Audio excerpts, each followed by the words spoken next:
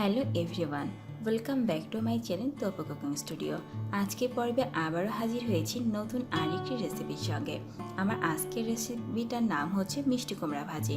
কিভাবে মাত্র 5 মিনিটে মিষ্টি কুমড়া ভাজি করা যায় তা আপনাদের সঙ্গে শেয়ার করছি। চলুন তাহলে দেখে নেওয়া যাক আমার আজকের রেসিপির পুরো প্রসেসটা। আমার আজকের রেসিপির জন্য আমি এখানে 2 কাপের মতো মিষ্টি কুমড়াকে ছোট ছোট করে কেটে নিয়েছি। আর আমার মিষ্টি কুমড়া কিন্তু আঠালো একটা মিষ্টি কুমড়া। আর মিষ্টি কুমড়া ভাজার জন্য চুলায় অলরেডি প্যান দিয়ে দিয়েছি। প্যানটাকে এখন গরম করে নিয়ে আমি এখন দিয়ে দিচ্ছি সয়াবিন তেল। মিষ্টি কুমড়া ভাজি করতে গেলে খুব বেশি সয়াবিন তেল দেওয়ার দরকার নেই। আমি এখানে 3 টেবিল চামচের মতো সয়াবিন তেল দিয়ে দিচ্ছি। এখন এই তেলটাকে পুরো প্যান জুড়ে আমি দিয়ে দিলাম।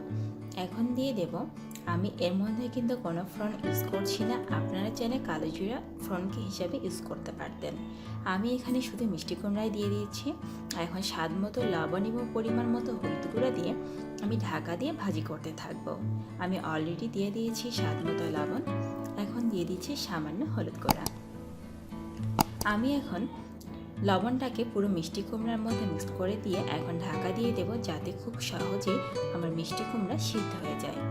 মিষ্টি কুমড়া সিদ্ধ হলে কিন্তু ভাজি হতে আর খুব একটা বেশি টাইম লাগবে না। আমি মিষ্টি কুমড়া সিদ্ধ হওয়ার জন্য এখন ঢাকা দিয়ে দিচ্ছি।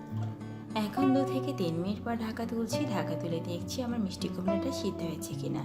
দেখুন আমার মিষ্টি কুমড়া আগের তুলনায় অনেকটা কমে গেছে আর কালারটা কিন্তু একদমই চেঞ্জ হয়ে গেছে।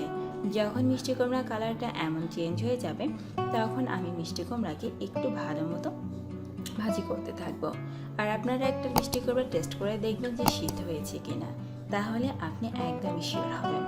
যখন আপনার মিষ্টি কুমড়াটা সিদ্ধ হয়ে যাবে তখন আপনি আর ঢাকা দেবেন না। তখন এভাবে 2 থেকে 3 মিনিট কুক করলে মিষ্টি কুমড়া ভাজিটা হয়ে যাবে। আমি আবারও ঢাকা দিয়ে দিয়েছিলাম, কারণ আমার মিষ্টি কুমড়া খুব একটা সিদ্ধ হয়নি।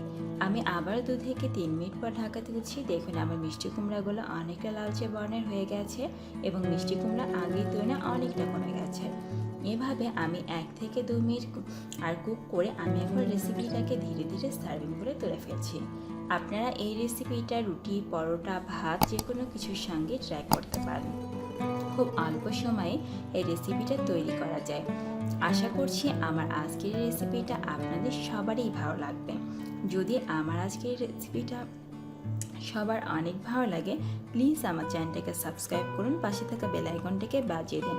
আজ তাহলে এখানেই বিদায় নিচ্ছে। আগামীকাল দেখাবেন নতুন কোনো রেসিপির সঙ্গে। সবাই ভালো